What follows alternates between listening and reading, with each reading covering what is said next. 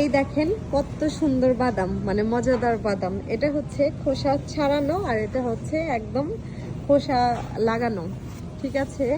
কানাডাতে কিন্তু কি সুন্দর বাদামও দেখেন বিক্রি হয়, যে টানা বানানোর জন্য। এগুলো মনে হয় প্যাকেজিং করে কোথা থেকে আসে এখানে লেখাও তো নাই। এটা মনে হচ্ছে যে চায়না থেকে, মানে চীন থেকে হয়তো এটা আসে, লেখা দেখে বোঝা যাচ্ছে। তো এটা প্রাইস দেওয়া আছে $57, আর বাংলাদেশের অনেক বেশি পড়বে। এই যে দেখেন এখানে দাম দেওয়া আছে হচ্ছে $58, ট্যাক্স দিয়ে $60 মতো আসবে। $60 মোটামুটি 5 থেকে 5,000-এর বেশি আসবে।